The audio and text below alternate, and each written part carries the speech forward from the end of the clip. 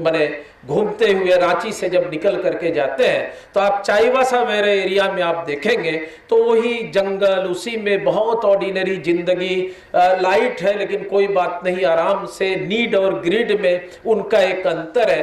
तो आप अगर भारतवर्ष में देखोगे तो विभिन्न जगहों का विभिन्न तरह का संस्कृति है, सामाजिक परिवेश, लेकिन उसके बाद भी आपस में काफी एकता है। जब आसाम के गांव में आप जाएंगे तो आसाम में बहुत सारा गांव में जाए, जो आत्मनिर्भर, गांधी जी जो आत्मनिर्भरता का बात करते थे, तो आसाम के गांव में जाओगे तो एग्रीकल्चर भी है। वहाँ हर कोई अपना कपड़ा खुद बुनता है, हर घर में एक बुनाई का है और उसमें बुनते हैं और वही कपड़ा पहनते हैं, और जब आप जाइएगा तो वही गमछा आपको देगा।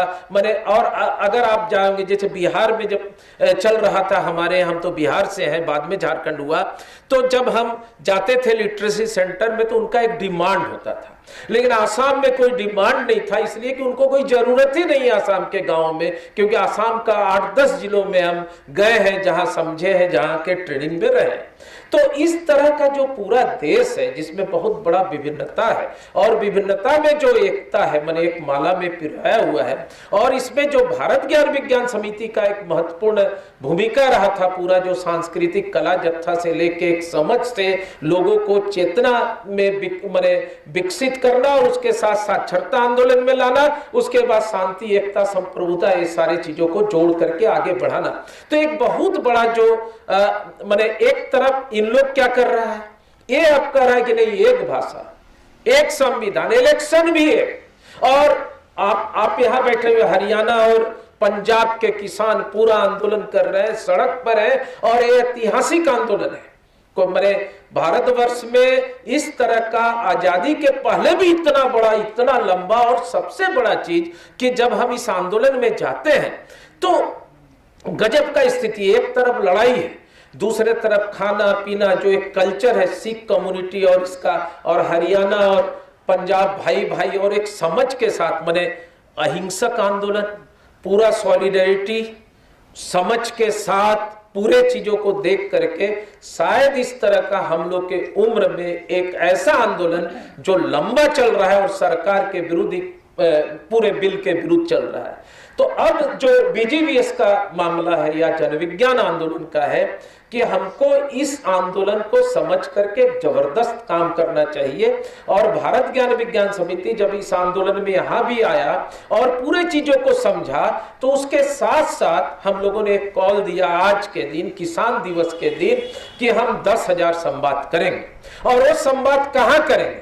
वो संवाद करेंगे झारखंड, बिहार, असम, क्योंकि एक चीज बड़े तेजी से फैलाया जा रहा है कि ये आंदोलन सिर्फ हरियाणा और पंजाब का है, और इसका जो बड़े किसान है, जो माने इसके साथ जो दलाल है, ये कह रहा है, माने जो प्रचार हमारे तरफ है, ये हम आपको बता रहे हैं, और उसके विरुद्ध में हम तो पूरा ऐसा करना चाहते हैं कि गरीब के तक भी भोजन चला जाए। इस तरह का उनका लगातार डायलॉग चल रहा है, क्योंकि ये जो आज के दिन है, ये बहुत व्यवस्थित लोग है, कोई माने सीधा साधा लोग नहीं है, और हर गांव में इनका 2, 4, 5 दलाल है।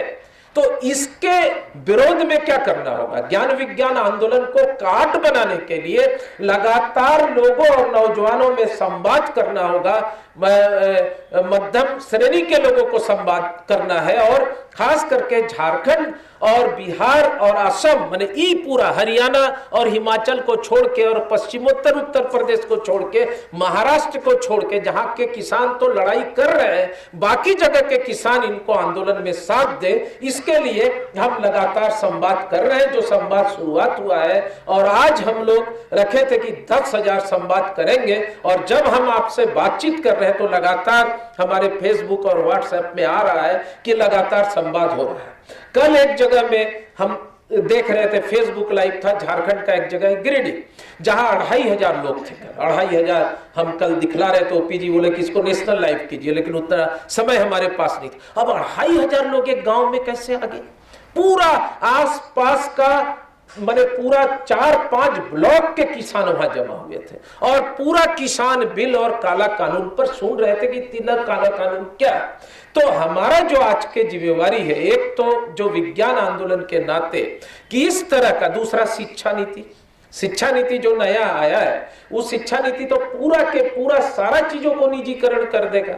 और जो मैंने ना यहाँ कोई रिजर्वेशन है, स्कूल कॉम्प्लेक्स बन रहा है, सारा स्कूल को बंद कर रहा है। हमारे यहाँ 20,000 स्कूल बंद हो गया था। अभी जो नया सरकार आया, मैंने दुर्भाग्य से शिक्षा मंत्री को मेरा कोविड हो गया, पिछले 6 महीना से हॉस्पिटल में ही है, पता नहीं बचेगा कि नहीं।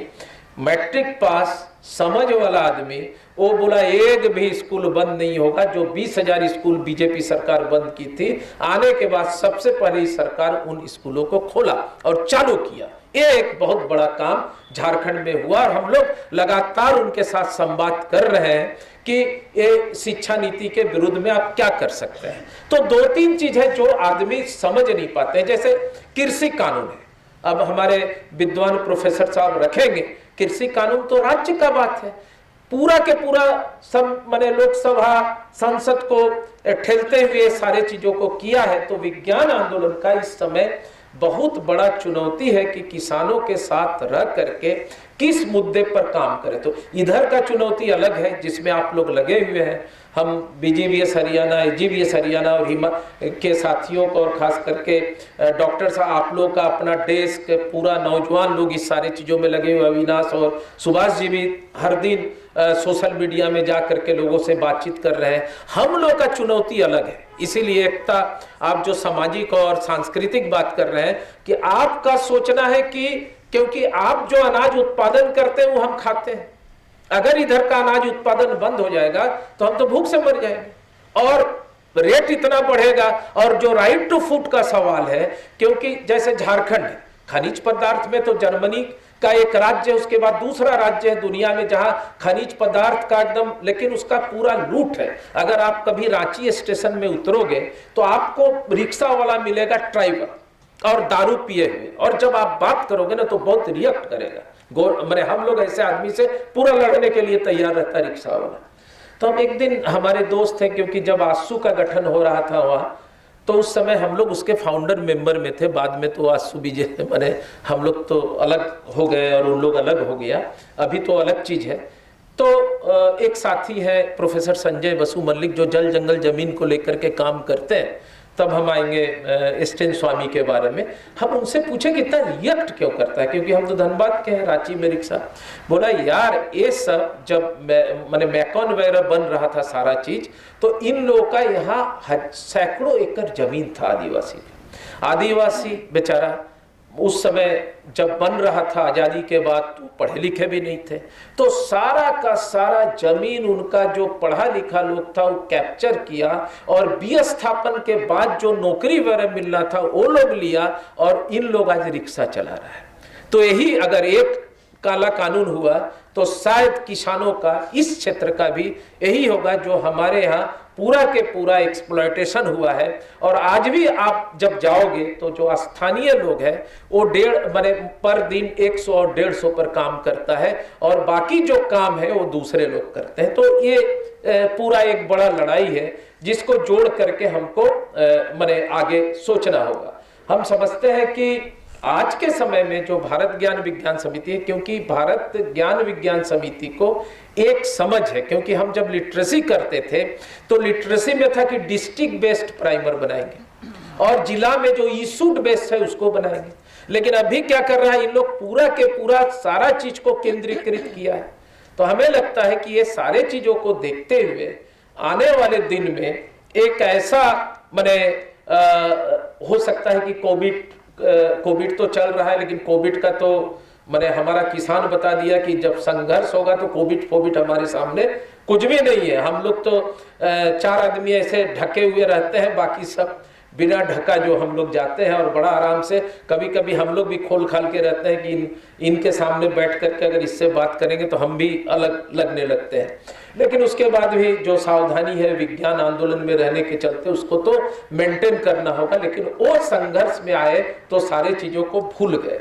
तो इस समय जब हम स्थापना दिवस मना रहे हैं, और कल से आज तक लगभग हम समझते हैं कि 250 जिला का जो हम लोग के पास फोटो आया है, मणिपुर नागालैंड से लेते हुए पूरे राज्य में जो स्थापना दिवस, और स्थापना दिवस में कृषि माने किसानों के मुद्दे को लेकर, शिक्षा नीति को लेकर के, सारे चीजों को लेकर के जो हम लोगों ने बातचीत किया है, हमको लगता है कि इसको हम लोग को आगे बढ़ाने की जरूरत है। दूसरा बात जो डॉक्टर साहब से भी बात कर रहे थे, तो जैसे यहाँ किसान वाला आंदोलन है, नशा भी एक बहुत बड़ा चीज है, तो अखिल भारतीय जनविज्ञान नेटवर्क और बीजीवीएस का क्या चुनौती होगा, इसको लेके एक एक रीजनल कॉन्फ्रेंस करते हुए हम अपने मुद्दे को तलाश करके आगे बढ़ना चाहिए। लेकिन अभी जो बीजीवीएस नेशनल से हम लोग सोचे हैं कि 2-3 चीजों में हम एक बड़ा संवाद और आंदोलन करेंगे पूरे देश में, और उसके आधार पर काम भी करेंगे। उसमें एक है नई शिक्षा नीति। नई शिक्षा नीति जो पूरा के पूरा एक तरह से माने निजीकरण का बढ़ावा देने वाला, उसके बाद स्ट्रक्चर को तोड़ने वाला, स्कूलों को बंद करने वाला, तो उसको लेके एक बहुत बड़ा संवाद। दूसरा है कि किसान, एग्रीकल्चर और लाइवलीहुड को लेके, क्योंकि एक बहुत बड़ा मुद्दा पूरे देश के सामने बनेगा। इन लोग इतना जल्दी, देखिए कृषि मंत्री लिखता है पेज नंबर 8 में कि ये जो आंदोलन है, माने इतना अच्छा कृषि कानून के विरुद्ध में कम्युनिस्ट लोग जो है गलत प्रचार कर रहा है। आप 62 से जोड़ करके इसको रखता है। मैंने बताइए मिनिस्टर को इस तरह का चीज इसमें लिखना चाहिए कि नहीं, ये एक बहुत बड़ा प्रश्न है। तो इसका काट में तो हमको खड़ा होना होगा और संवाद करना होगा, क्योंकि इनके पास बहुत सारा हथियार है, अपना मोदी मीडिया से लेके बाकी चीज।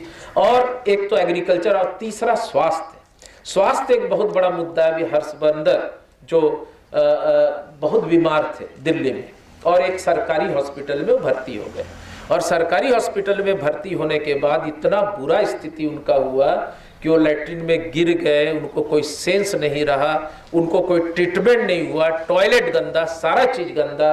तो आज़ादी के इतने वर्षों के बाद हमारे एक दोस्त है, बहुत बड़ा राइटर है बंगला का, उसका किताब मास्टर डिग्री वगैरह में बंगाल में चलता है, वो धनबाद का है। उसकी वाइफ सीरियस हो गई।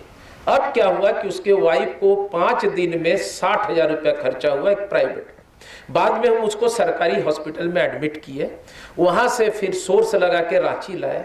रांची में चूंकि हम लोग के अनूप है, उनकी वाइफ है, तो वो थोड़ा ट्रीटमेंट वगैरह की। और पिछले माने आप समझ सकते हैं कि कोविड के समय में स्वास्थ्य का इतना बुरा स्थिति है कि एक व्यक्ति का, उनका वाइफ माने कभी भी माने जीवन और मृत्यु में झूल रही है, लेकिन कोई डॉक्टर देखने वाला नहीं, कुछ नहीं। बाद में हम लोग किसी ढंग से उसको एडमिट करा के आगे दिखा रहे हैं। तो स्वास्थ्य का ये स्थिति है। तो इस आंदोलन में एक समझ बनाने का भी संघर्ष हमको करना होगा। दोस्तों, चूंकि आप सारे माने साथी बहुत ही महत्वपूर्ण साथी हैं, हमको क्षमा करेंगे, लगता है हम थोड़ा ज़्यादा समय ले लिए, लेकिन चूंकि विषय ये था, स्थिति ये था कि उसमें थोड़ा संवाद करना जरूरी था। आप तमाम साथियों को बहुत बहुत हम शुक्रगुजार हैं और धन्यवाद देते हैं कि आपने मेरे बातों को सुना, और हम आपसे बहुत सीखे हैं इस क्षेत्र से, हरियाणा, हिमाचल प्रदेश, सारे जगहों से। हम समझते हैं कि मेरी जिंदगी का बहुत महत्वपूर्ण काल रहा जब हम बीजीवीएस नेशनल सेंटर में आके काम करने लगे और लगातार सीखने लगे, और एक सांस्कृतिक और सामाजिक और पूरा जिंदादिली का समझ आप लोगों से हमको मिला, और उसके लिए जीवन पर्यंत हम आप लोगों का शुक्रगुजार होंगे। धन्यवाद, बहुत बहुत धन्यवाद।